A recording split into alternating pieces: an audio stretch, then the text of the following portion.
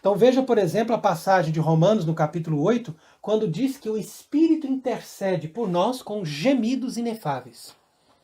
Você vai ver que no ambiente carismático eles vão usar muito essa passagem para justificar aquele pretenso dom das línguas que eles têm utilizado. Mas, na verdade, a interpretação correta para essa passagem bíblica é que o Espírito Santo, ele intercede junto a Deus com os seus gemidos inefáveis, ou seja, com uma linguagem toda divina, na presença de Deus, uma vez que nós trazemos esse Espírito em nós, e que o Espírito Santo, atuando na nossa vida, ele sabe o que nós temos necessidade e daquilo que nós precisamos em cada momento da nossa vida.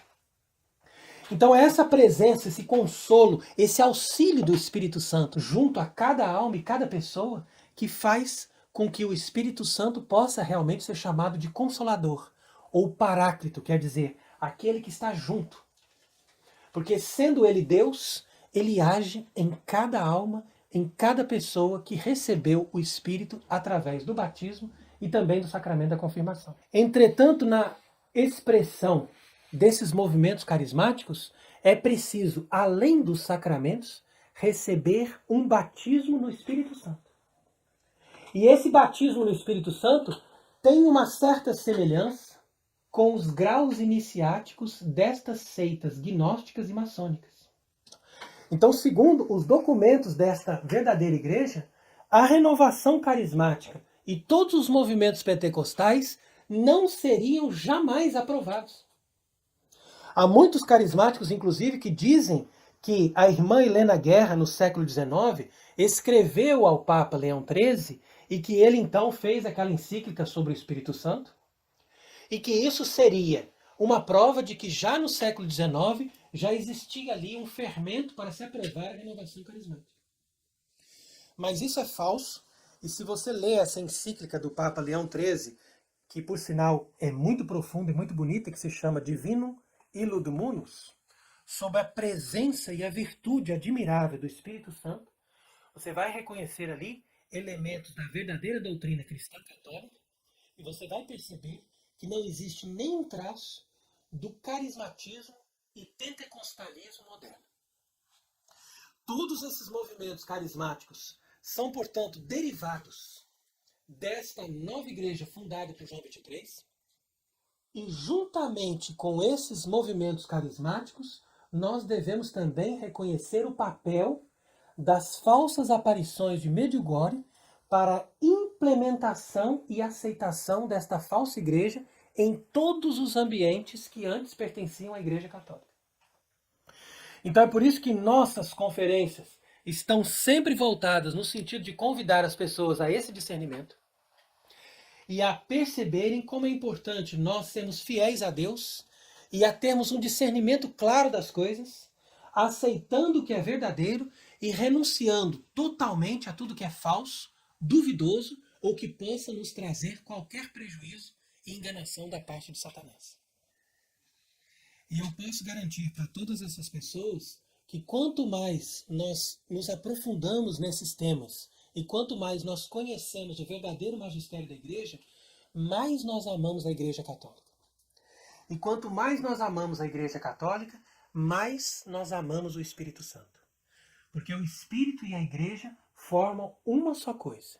É um perfeito casamento e uma perfeita sintonia espiritual. De fato, como eu disse, a Igreja, mesmo sendo uma instituição visível, ela sempre teve a sua expressão carismática. E essa harmonia, esse perfeito equilíbrio entre a instituição e a Igreja foi dado em todos os tempos da história pela ação do Espírito Santo.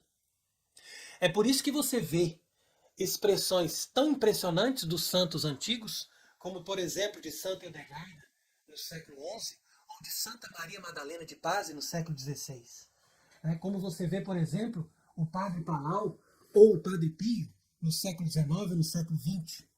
E assim nós podemos identificar na vida dos grandes santos da Igreja Católica essa perfeita expressão carismática que está em perfeita sintonia com a verdade que é ensinada pela autoridade da Igreja.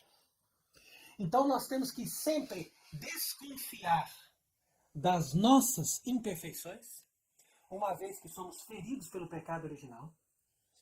Nós devemos tomar cuidado com uma espiritualidade muito individualista, uma vez que na Igreja Católica nós temos um equilíbrio entre a expressão individual da fé e a vida do conjunto que representa toda a Igreja.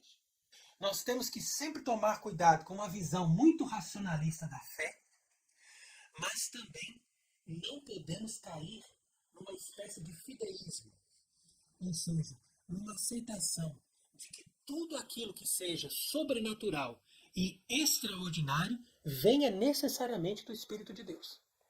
Então é por isso que, na medida em que nós fazemos todas essas advertências e todos esses avisos, nós não estamos querendo fazer com que as pessoas extingam o relacionamento com o Espírito Santo ou que elas se afastem de uma devoção sadia ao Espírito Santo de Deus. Mas, pelo contrário, que elas busquem nas fontes da tradição da Igreja os tratados e os livros que foram escritos sobre esse tema, como, por exemplo, o Tratado sobre o Espírito Santo, escrito por São Basílio Magno. E ali ele vai dizer que toda a economia divina em torno do homem foi realizada por nosso Salvador e Deus Jesus Cristo e foi levada a cumprimento por obra do Espírito Santo. Então esse mesmo Espírito Santo que realiza todas as coisas e que desenvolve os ritos e todas as cerimônias e toda a vida da tradição da Igreja, é ele também que vai nos orientar no bom caminho e na plenitude da nossa santificação e da nossa salvação, desde que nós sejamos capazes de nos submeter à verdade. Porque ele é o Espírito da verdade. E ele, uma vez enviado do alto do céu, ele nos confirma na verdade, que é a base para o conhecimento de Deus. E quando nós conhecemos a Deus, nós somos capazes de amá-lo e de perseverar nesse amor de todo o nosso coração.